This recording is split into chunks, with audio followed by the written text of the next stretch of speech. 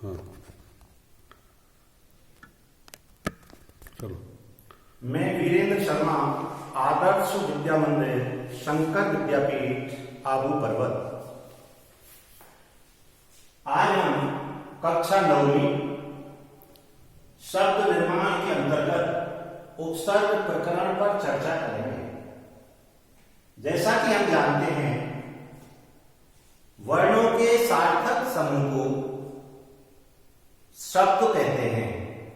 दूसरे शब्दों में कहें तो भाषा की वो अर्थवान इकाई जिसका प्रयोग भाषा में स्वतंत्र रूप से किया जा सके उसे शब्द कहते हैं।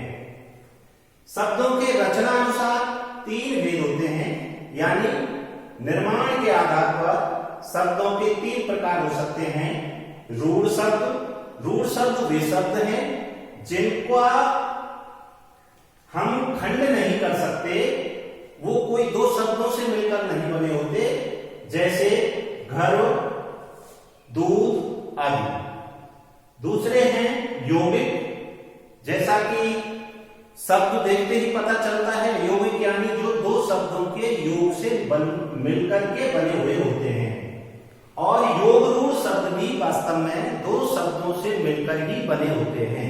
इनमें अंतर केवल इतना है, यौगिक शब्द जो होते हैं उनमें दोनों शब्दों का पृथक पृथक वही अर्थ होता है जो उन शब्दों का अर्थ होता है, जबकि योग रूढ़ शब्दों के अंतर्गत ऐसे शब्द होते हैं जिनका अर्थ रूढ़ अर्थ में लिया जाता है, जिनका शाब्दिक अर्थ कुछ और होता है लेकिन उसका अर्थ हम कुछ और समझते हैं।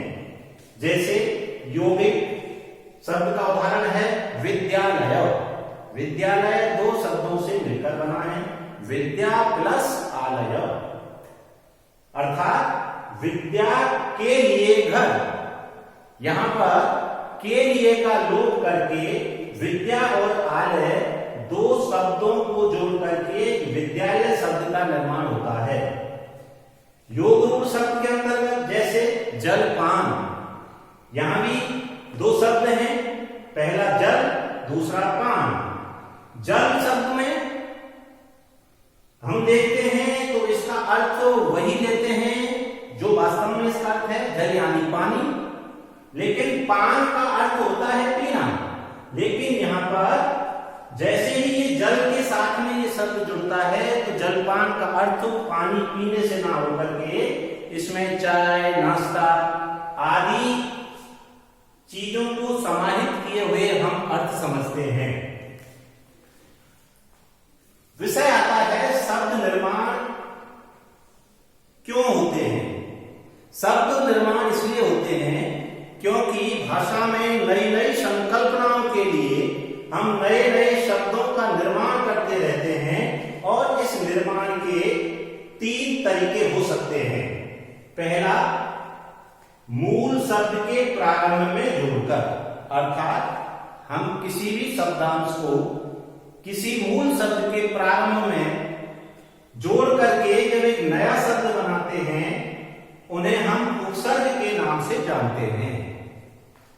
दूसरा, यदि हम किसी मूल शब्द के अंत में कोई शब्दांश जोड़ते हैं और एक नए शब्द का निर्माण करते हैं उसे हम प्रत्यय कहते हैं। तीसरा, 2 शब्दों को मिलाकर, यहां पर हम शब्दांश को जोड़ करके शब्द बनाते हैं, वहीं समास के अंतर्गत हम 2 शब्दों को मिलाकर के एक नए शब्द का निर्माण करते हैं। लेकिन आज हम केवल उपसर्ग विषय पर ही चर्चा करेंगे। उपसर्ग के मुख्य रूप से 3 भेद होते हैं। पहला है तत्सम उपसर्ग। तत्सम उपसर्ग को हम संस्कृत उपसर्ग के नाम से भी जानते हैं, क्योंकि तत्सम उपसर्ग वे उपसर्ग होते हैं जो संस्कृत भाषा से हिंदी भाषा में आकर के ज्यों के त्यों प्रयुक्त किए जाते हैं। जैसे अन उपसर्ग है, इसका अर्थ है अभाव। अन का अर्थ होगा अभाव, यानी किसी चीज का अभाव होना, नहीं होना आदि। एक शब्द बनता है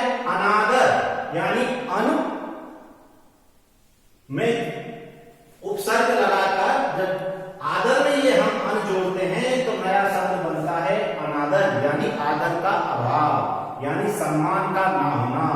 इसी प्रकार अनेक, अन प्लस एक, नया शब्द बना अनेक।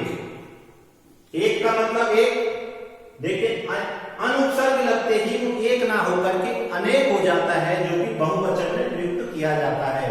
ये हुआ शब्द का परिवर्तन। इसी प्रकार अति, अति का अर्थ होता है बहुत, अधिक। अब यदि हम इसी शब्द को, अति जो शब्दांश है, इसको यदि आचार में लगाते हैं तो अति प्लस आचार, तो हम देखते हैं यहां पर संधि के नियमों का भी ध्यान रखना पड़ता है।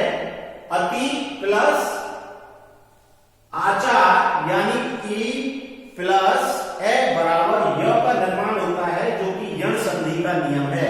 तो नया शब्द बनता है अत्याचार। ऐसे अति प्लस अंत, अत्यंत।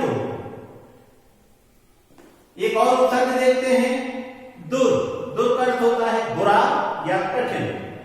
जब हम गम शब्द में दुर उपसर्ग जोड़ते हैं तो नए शब्द का निर्माण होता है दुर्गम, अर्थात जहां पर गमन करना, जाना कठिन हो, उसके लिए प्रयुक्त शब्द हुआ दुर्गम। बल मूल शब्द है, बल में दो उपसर्ग जोड़ा, दुर्बल। दुर्बल यानी कमजोर आदि। दूसरे प्रकार के जो शब्द होते हैं उपसर्ग के अंतर्गत, वो होते हैं तद्भव उपसर्ग।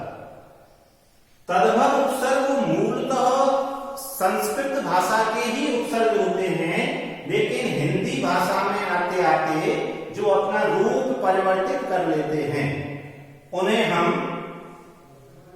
तद्भव उपसर्ग के नाम से जानते हैं और इन्हें हिंदी उपसर्ग भी कहते हैं। जैसे नी, नी माने रहित, यानी किसी चीज का ना होना। मूल शब्द है डरो, इसमें जब नी उपसर्ग जोड़ते हैं तो नया शब्द बनता है निडर, अर्थात डर ना हो, अर्थात बिना डर के। निकम्मा, निकम्मा अर्थात जो किसी काम का ना हो।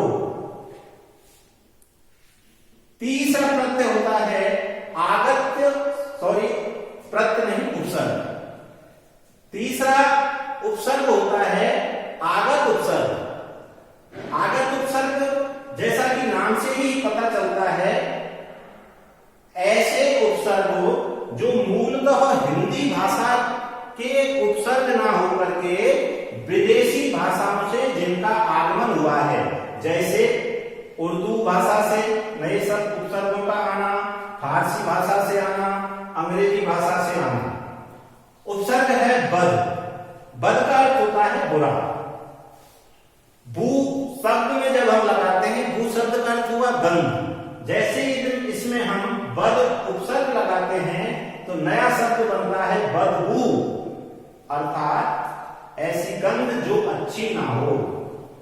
मूल शब्द है सूरत यानी शक्ल। बद उपसर्ग जोड़ते ही हुआ बदसूरत, अर्थात जिसकी शक्ल अच्छी ना हो।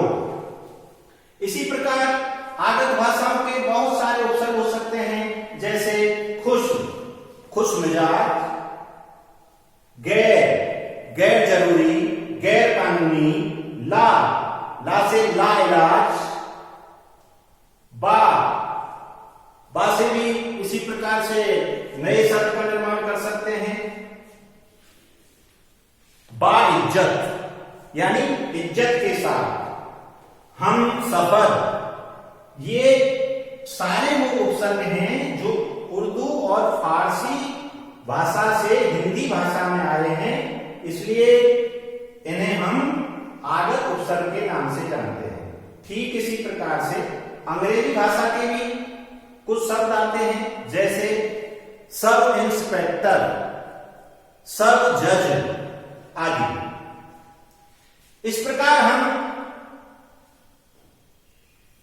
इसका अध्ययन करने के बाद में इस निर्णय पर पहुंचते हैं, संक्षेप रूप में यदि हम देखें तो निम्नलिखित बातें हमें उपसर्ग समझने के लिए सदैव याद रखनी चाहिए।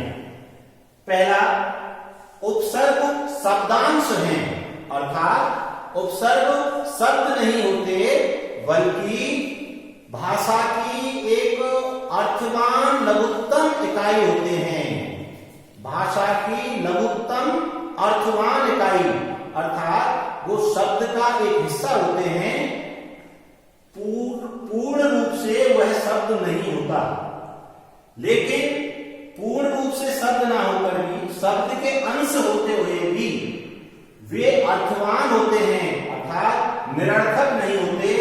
शब्द का कोई अर्थ वहां पर अवश्य होता है। तीसरा, इनका स्वतंत्र प्रयोग नहीं होता।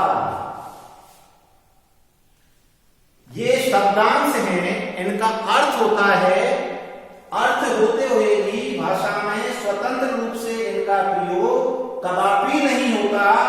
इनका प्रयोग केवल किसी शब्द में जोड़कर ही किया जाता है, तभी ये किसी शब्द का अर्थ परिवर्तन करने में सक्षम होते हैं। शब्द के पहले लगते हैं, यानी उपसर्ग में ये जो शब्दांश होते हैं ये शब्द के प्रारंभ में लगते हैं। वहीं पुनः यदि हम एक प्रत्यय की तरफ जाएंगे तो केवल इतना सा ही अंतर होगा उपसर्ग और प्रत्यय में। जो यहां पर बताया जा रहा है उसमें केवल इतना ही अंतर होगा, उपसर्ग शब्द के प्रारंभ में लगते हैं और प्रत्यय शब्द के अंत में यानी बाद में लगते हैं। इस प्रकार हमें अधिक से अधिक शब्दों के निर्माण का अध्ययन करना चाहिए। इसके माध्यम से हमारे शब्दकोश में शब्दों का भंडार होता है और भाषा की जो जानकारी है वो हमें अधिकाधिक होती है। इसलिए हमें उपसर्ग, प्रत्यय और समास ऐसे शब्दों का निरंतर अध्ययन करना चाहिए। धन्यवाद।